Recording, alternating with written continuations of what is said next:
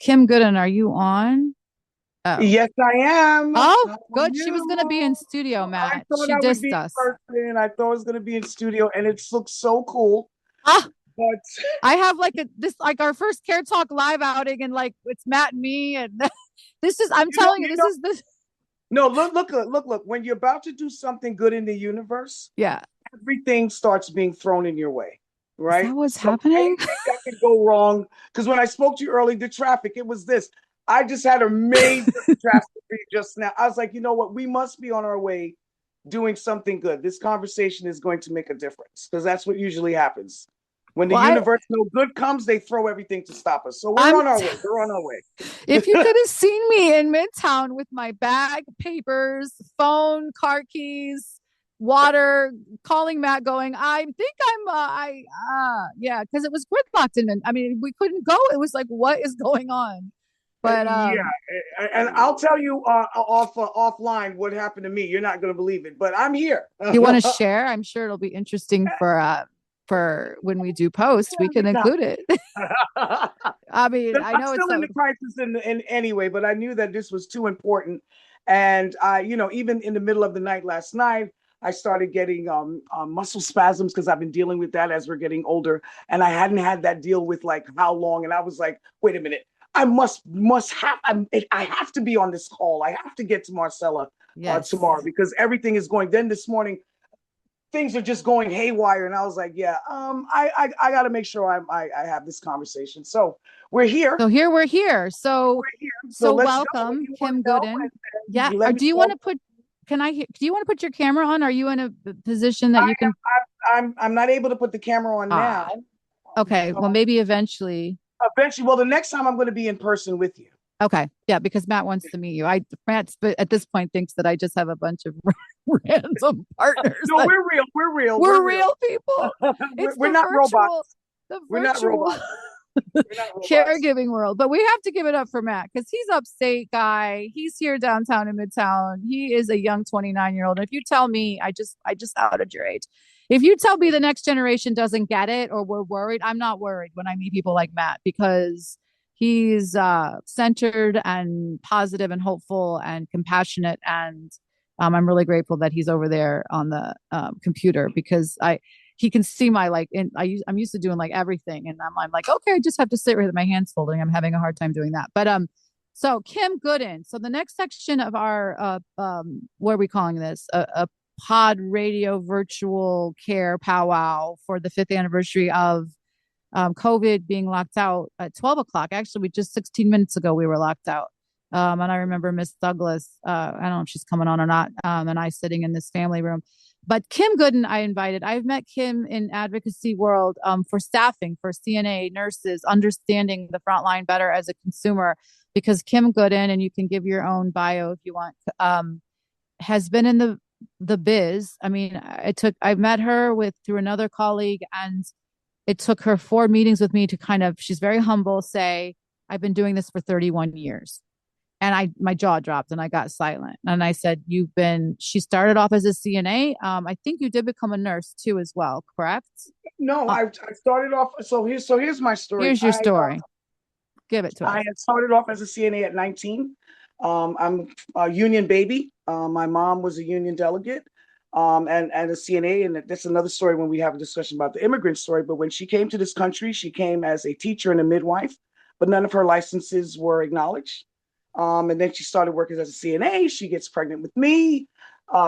She actually works with me in utero. And when I was born, they announced my birth over the intercom. My mother was a very active union person. There was a time where workers had to work 7 days before they were able to get a weekend off. My mother was part of that struggle back in the 80s when they went on strike, actually, for a number of things. But one of the things was to get every other weekend. Um, and when I finished high school back in those days, you would either go to college, you'd either go to the military, which I was thinking of Marines, or you'd go to get a job. So my mom told me then get a union job. And at the time, working in healthcare paid a little more than just working at the Targets or at the time it wasn't Target, but whatever the retail stores were. which is a real cry of a difference now because, you know, they pay healthcare workers the same amount of money that they're paying people to work in Target and Amazon, but that's another discussion. Anyway, so I started as a CNA at 19. I ended up getting terminated for whistleblowing about staffing. And then I was recruited by my union and was sent upstate to then organize the unorganized. And I was actually on a team that planted the first union flag outside the city limits in the upstate region, and the rest is history. You know, at the time, I worked as a CNA for 5 years, and when I first got there, I thought that, you know, your assignment was regulated, that if they gave you 12 people or 15 people, that the DOH said this, and everyone kind of went along with it. And it wasn't until when I started to realize that, no, this was something that, you know, the employer decided. And when you'd ask for more help, it'd be like, shh, like, what do you mean? We need more help because, you know, I'm young. I'm asking questions that I shouldn't. And I learned quite quickly that there was a system designed to support almost like a factory style of care that workers just kind of keep quiet and you try to do the best you can. And I was able to see where sometimes the families, because it's your loved one, and you're not knowing the politics of what's going on, you were told that your family is going to be able to come in and they're going to get range of motion, they're going to get care, they're going to get direct care, they're going to get rehab, they're going to get all these things. And then the reality is that there's not enough staff to do all of that. For many, many years, like I said, as coming on as a representative, which I'm not here speaking for my wonderful union. I'm here as a private citizen, someone who has been a caregiver, someone who has had to be a worker and then a representative for caregivers. So that's really where I'm speaking because that's when you and I were having this conversation. So I want to make sure I'm clear on that.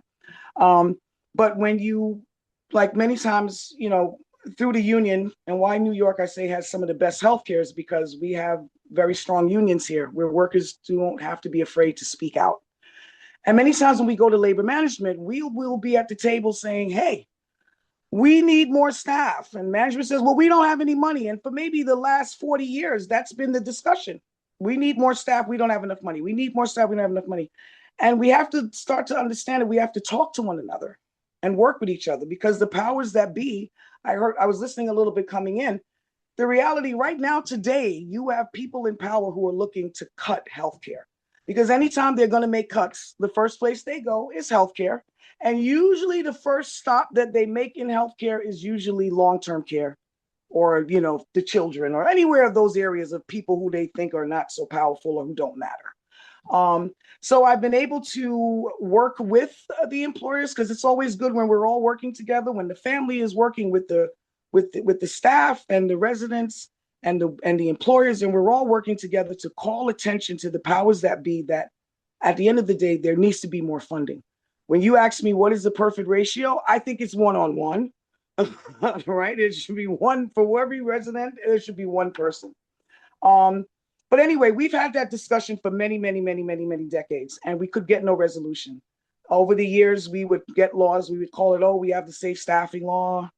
And that really didn't go anywhere because at the end of the day, no one really cares how much work the worker is doing.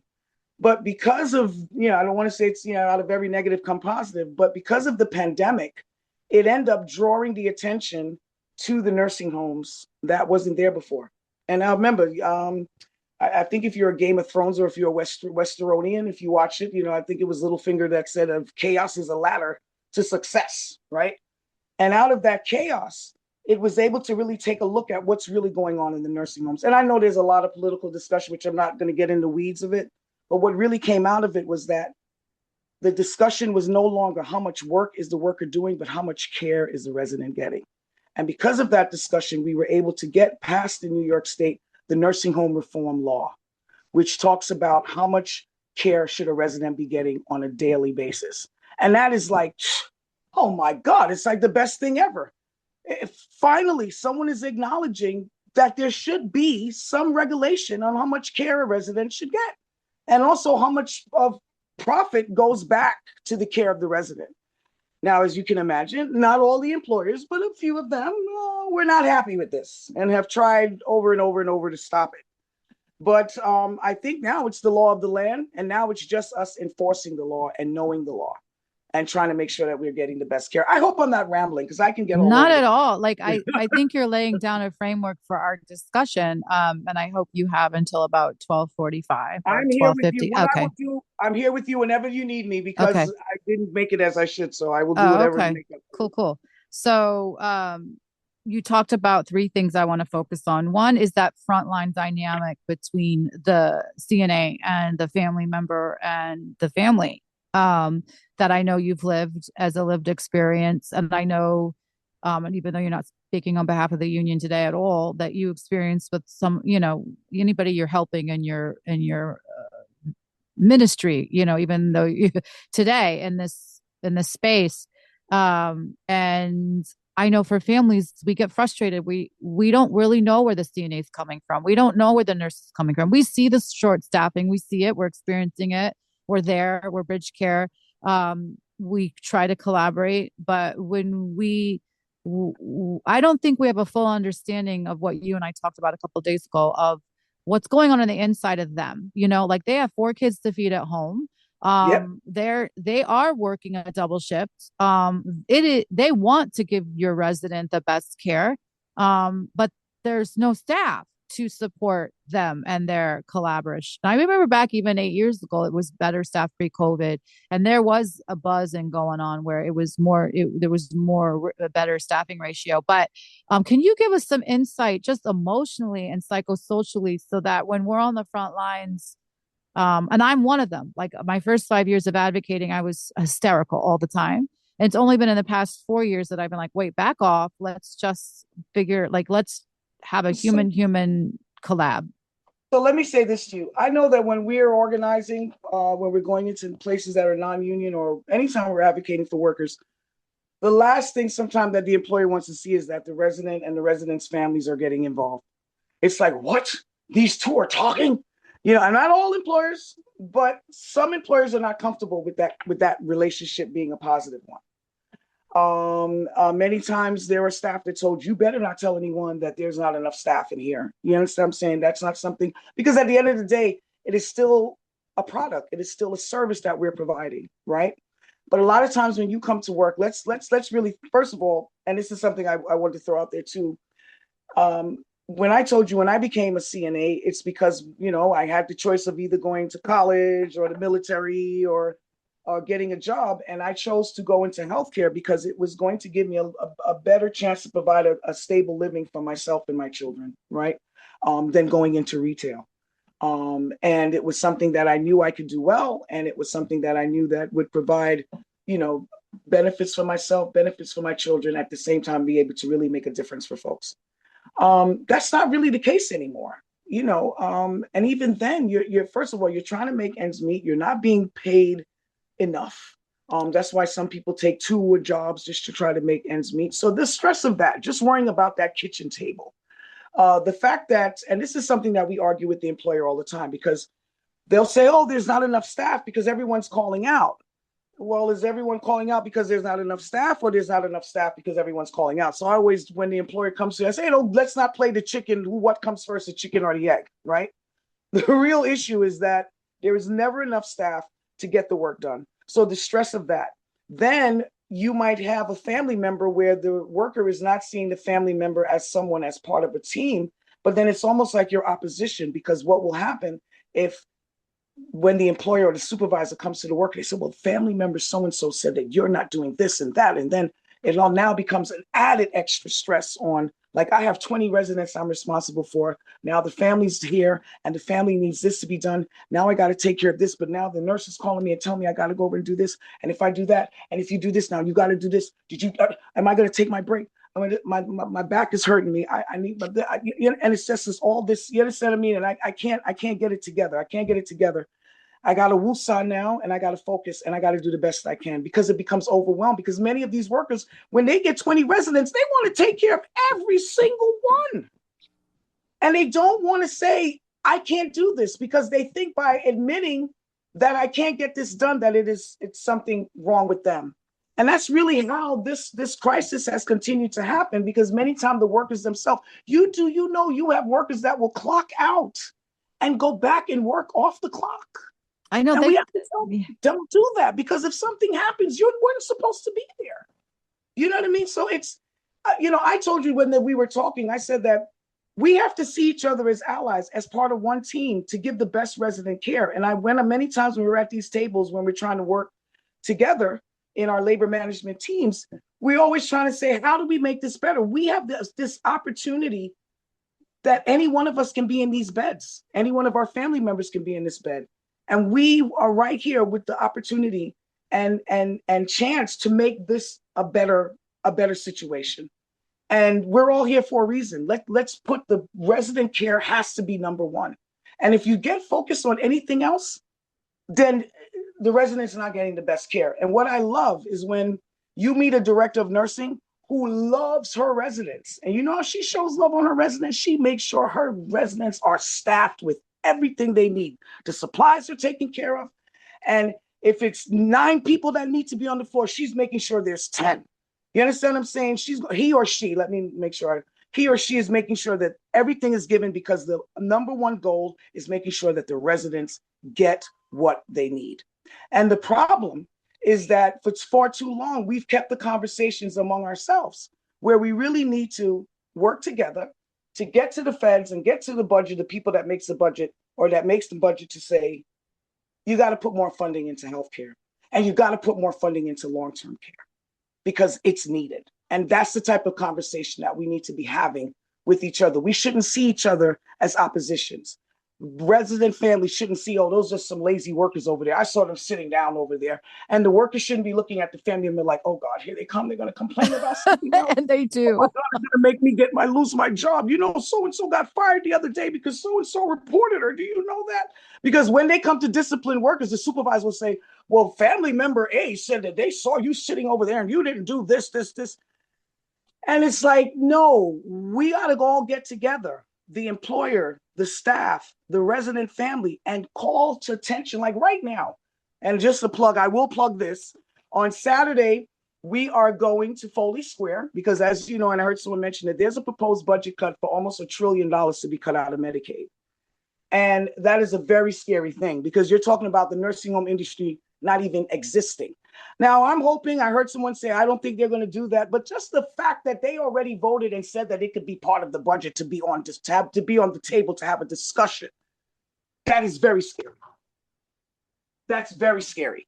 But we are going to be at Foley Square. If anybody wants to come out, 11 a.m. on Saturday, and join all of the people who are telling people to stop the Medicaid cuts, please join us on Saturday morning at 11 a.m. We're going to be out there, healthcare workers, employers together, family members, community. We're all going to be out there to draw their attention to say, stop it. Stop it. And we Stop think it. about what do you think? I mean, there's 2 questions I have to prompt the next part of the conversation. Like, you talked about the moral injury of the worker on the front line. That is so very real. But in terms of the staffing law, the 3.48 hours of care a day a resident is supposed to get as of 2022, that is not happening. You've got lobbyists on the provider side saying, well, if they would give us, the extra, they make 82 cents on they need another, what is that? 82 cents, 18 cents on the dollar for the Medicaid reimbursement. Then, and they create this relationship. Then we could have the staff.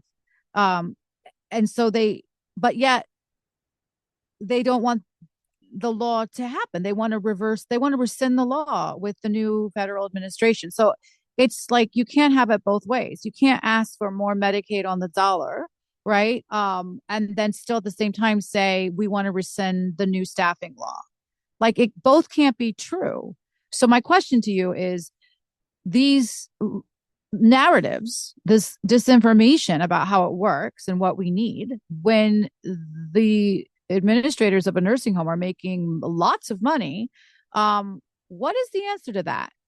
Why is there such a gap in understanding that you need to invest in the staff and you can't rescind the staffing law, and you're still asking for more Medicaid dollars on the dollar, but you're still not providing the care in the first place? So did you hear me, Kim? Kim, did we lose you? We can't hear you. You're muted. Oh, you muted yourself accidentally, Kim. All right. Am I off? There I am. Yeah, you are. Yeah. Okay. So the law, they did try to oppose the law, but the law made it, it is now the law of the land. And when you talk about the 3.5 hours, that's the minimum. That is the minimum. Because sometimes residents need more than that, right? So that's number one. Um, the problem is that many of our homes and many of and you know, I met a we have a one of our CEOs. She said to me, you know, Kim, I'm one of the last of the Mohicans here. I'm a non-for-profit and I refuse to go for profit. And that's where really the problem begins, is when you start making healthcare profitable.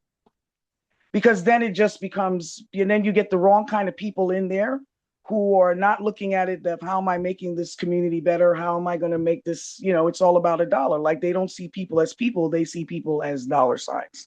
That's a big problem. And it becomes this privatization of healthcare, of the industry. That's something we've been dealing with, you know, on in the area that I work in. You know, we went from all of them being non-for-profit. You might have maybe 3 or 4 left. And every time you turn around, there's another one gone from non to profit to profit. And, you know, you start getting into that. And, you know, as they say, money is the root of all evil.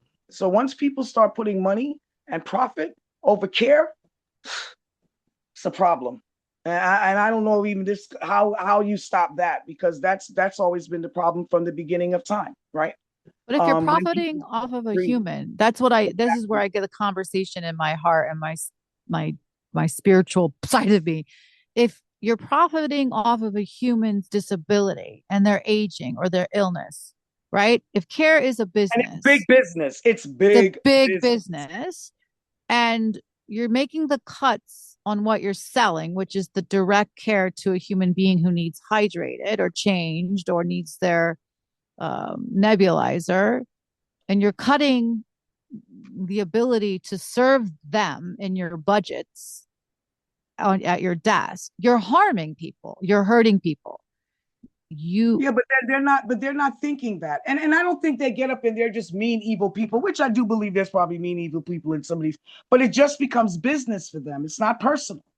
And you know, many times I'll say, look, you know, we know the powers that be have given us this amount, or they're not, you know, this is where we are. Let's make the best of what we can do right now. What differences can we make? We've had conversation about self scheduling. You know, many times when there's a short of staff, or or someone calls out sick, sometimes, and I won't call any names, but you have some management team that will say, "Hey, I'm not replacing sick calls." What? What do you mean you're not replacing sick calls? No, I don't. The director told me I don't have to call anyone. If any of you call out sick, we're not replacing. So we've had conversation where, or they'll say to us, "Oh, we tried to call, but no one was there." And then we'll see one of our coworkers yesterday, and the next day they'd be like, "No one called me." So we've even said to them, "Look, give us the schedule. We can do a better job at this, because you obviously don't have the time, or nor do you care that this place is staffed. And when you don't replace a sick call, that's money you save today, right? Because you're not paying for this person to be here." And but you know, there's so many different, again, there are things that we can do, because the one thing with healthcare, it's constantly changing. The healthcare system of today doesn't look the same way as it did even 5 years ago, right after the pandemic, and what it's going to look like 10 years from now. So the thing is, what the most important thing is that we got to be talking to each other and trying to think, how do we collaborate and make it better? What we, you know, as they say, the serenity prayer, right? To do what we can, accept what we can't. But what can we do to make it better? But and stick together, and then go to the powers that be together and say, hey, we need more funding. We need funding. but The they know long-term care. that. Like they know this is my But no question. one is holding them accountable. They Why listen, aren't they? Right. because of the population they take care of. This is a society that, you know, in many societies, you sit at your elders' foot. You learn from the elders. The elders are some of the most respected people in the community. But Right. unfortunately, I believe, I'm not saying this for anyone, but sometime in a capitalist society, what have you done for me lately? You're not making me any money. I'm just spending money on you. I mean, look what we have, someone down in Washington that is going around with a chainsaw, You understand what I'm saying? Or the chainsaw of Barack. I mean, it's because these people they feel don't matter. They feel like these people don't contribute anymore. One of the things that I had happen to me, even as I was a representative for workers, a worker myself, my mom was a worker. My mother ended up dying of C. diff because she didn't have the right staffing. And she went for rehab and she didn't come home. I mean, and that's something that how does that feel? Because here I am in the middle of this and look what we experienced as a family. You understand what I mean? And there were things that I would go in and I would see and I would pull the workers aside and be like, come on, you can't do that. And I didn't think they were doing something intentionally. I could just see how overwhelmed they were. And then now I'm in the place as a family member because you were about to render some care and you skipped a couple of steps that I just saw you skip. You know what I mean? And there I am placed in that situation to be like, hey, come on, this is not cool. But again, you say that, and I don't want to, like I said, you'll catch me if I start to wander around. But the thing is that because of the population they're taking care of, people don't care. The only time people care about them is when it's your loved one. If Right, it's not your loved one, they don't care. And we have to find a way to make them care, to hold them accountable. These people worked. They didn't just been laying around all these years. Many of these people paid their taxes. They paid into Social Security. They were part of society. And the least that we can do is make sure they're good in their golden years. But that idea is going out the window because it's about profits. It's all about profits. Yeah, but the money's flowing because of their contribution. Like my husband worked 30 years at the Board of Ed. His social security number is providing a reimbursable to a facility, and they have the obligation to deliver the care. So why are they not thinking that when they make a cut on the staffing that they're directly harming a human being? Why aren't they thinking that way? Well, if they're selling care on a TV ad for millions of dollars, millions of ad campaigns are expensive. Matt knows that. He works in the ad world, essential care visitor. Like we don't have an ad budget. Like we do like words pressers, to get the word out about humanity. But my question is, Kim, as a human being, if you run a nursing home and you know all these people, or you've worked 30 years in. I don't want to say I got a few. What do you say? I have nursing home work bosses as my friend.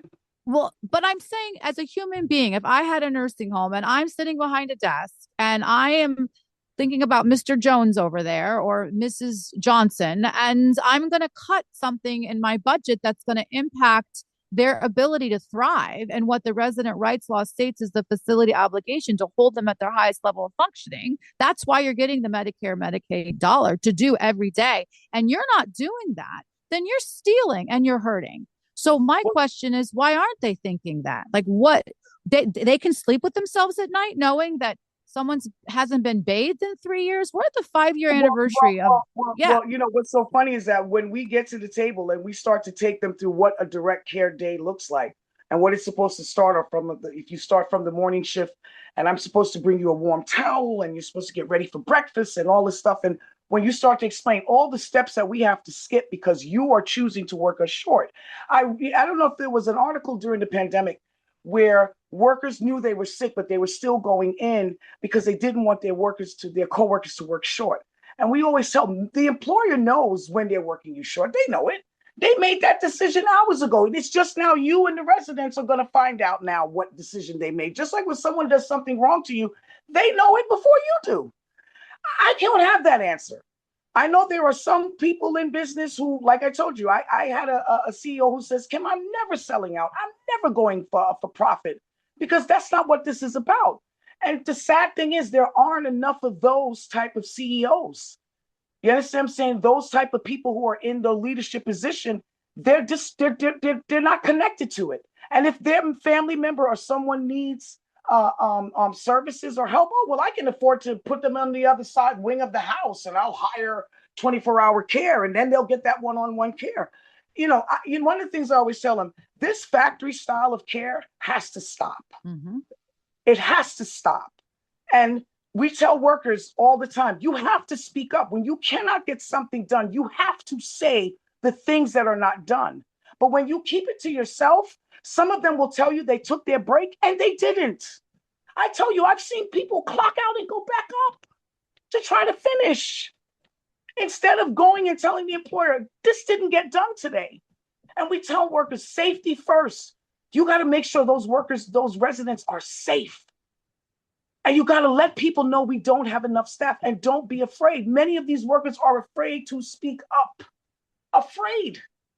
And they think that if I say something, I'm going to lose my job.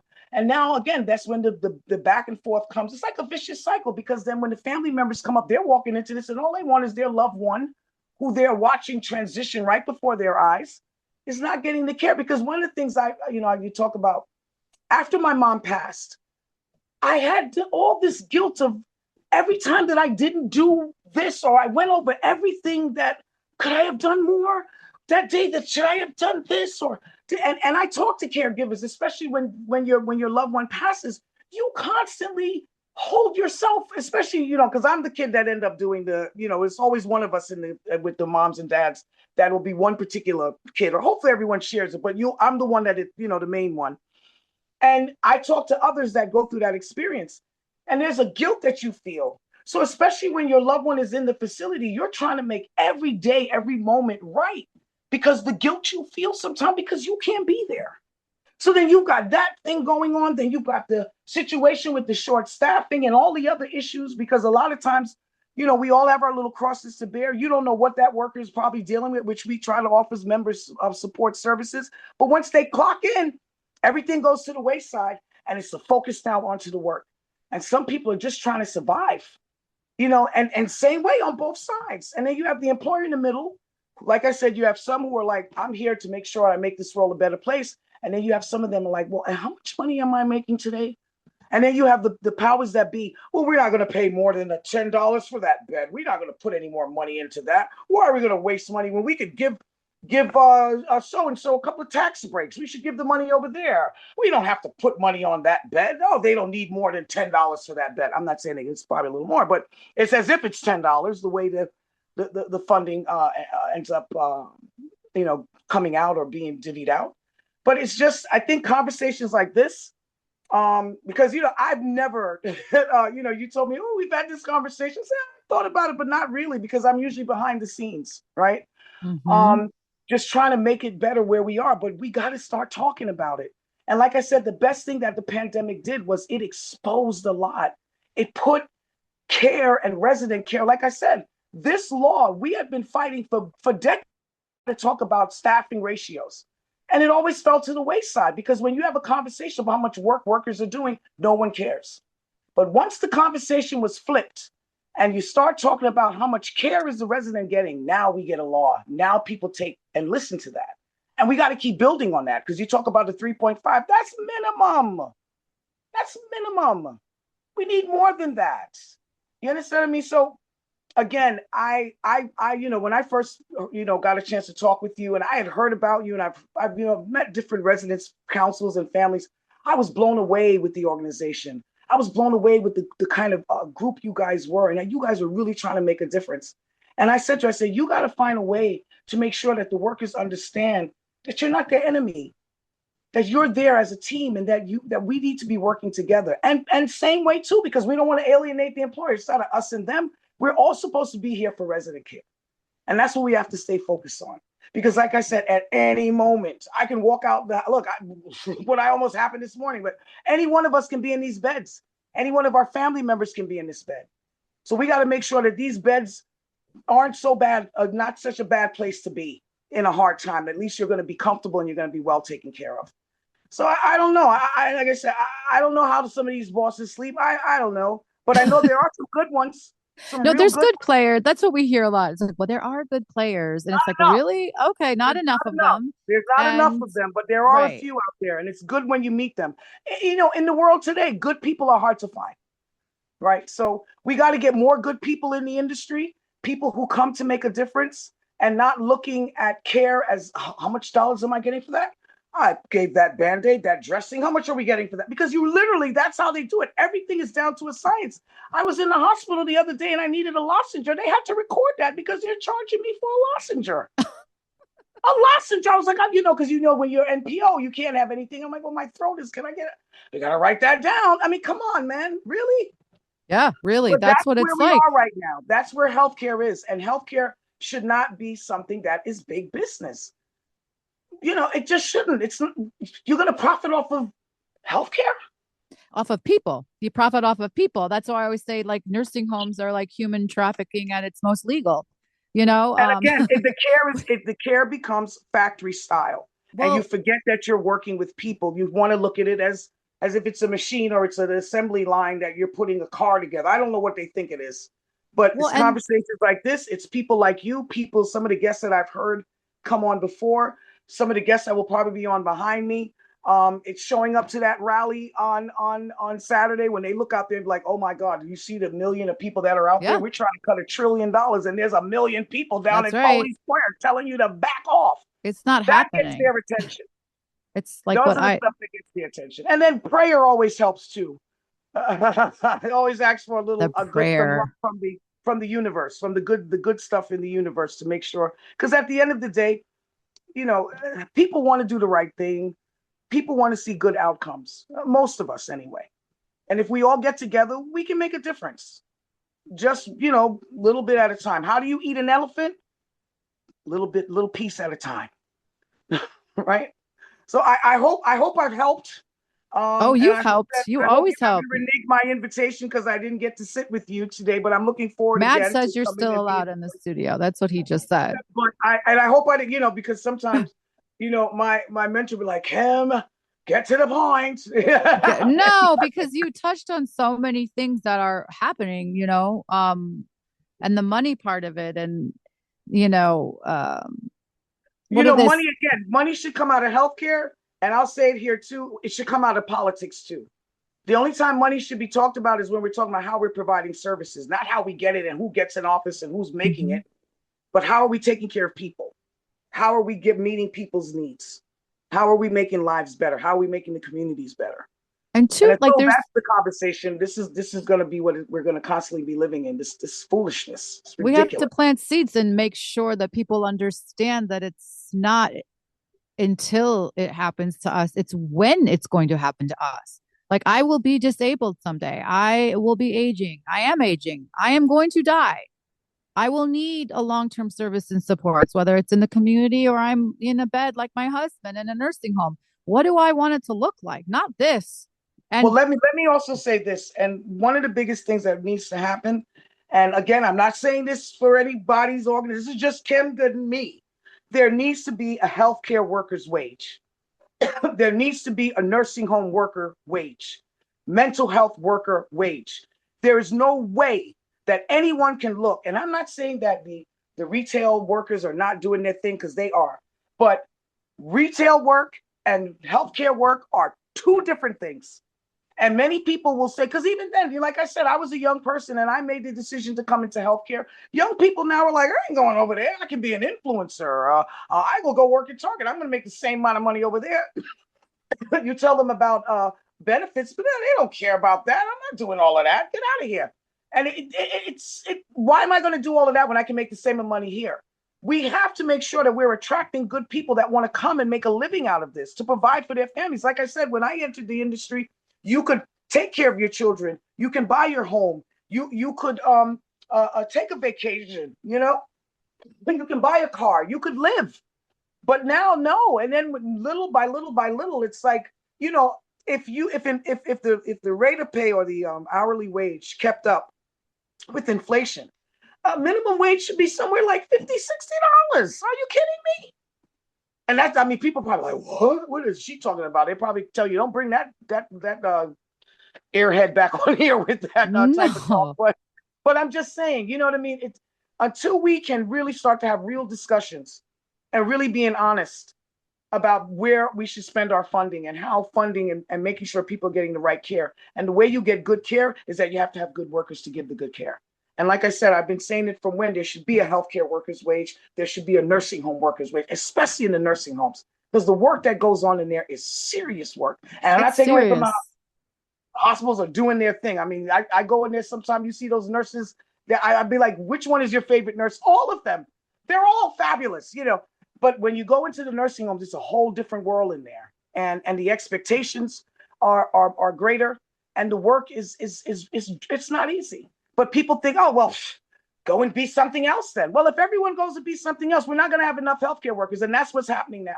We have to make these jobs attractive, be attractive, something that people can say, I can invest in that. I'm going to give my time to that because it is something I'm going to be doing good work, and I'm going to be able to provide a decent living for my family. And I can live, live the American dream and hold my head up and know that when you work hard, good things happen.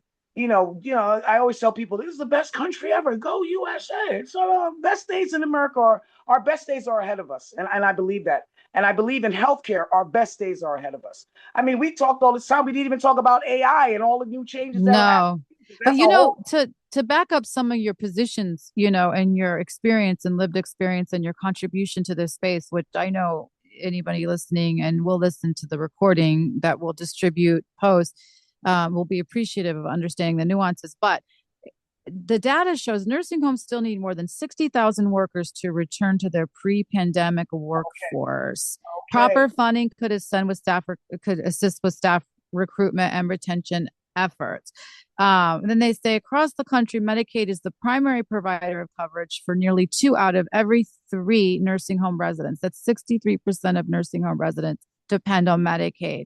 And then there's approximately 1.3 million nursing home residents on any given day. So the argument is, just real briefly before we wrap you up, is that if the staffing law is going to be not rescinded and you need to beef up the staffing and spend money on that, apparently the Biden administration is saying it was going to cost billions of dollars to support that the staffing law be supported as it should, even though it's written and it's supposed to be enforced. Right now it's not. So that's in addition to the Medicaid increase they're already asking. So they are looking at this as numbers. Like, well, they're saying we cannot provide that extra 60,000 workers because we don't have the money, because we don't have the money, because we don't have the money. And I just think that's an unacceptable answer because the money's flowing back and forth, But here's the thing. We have to make sure that we change that discussion. And one thing with politicians, money and votes usually change their minds on a lot of things. So, look, I do have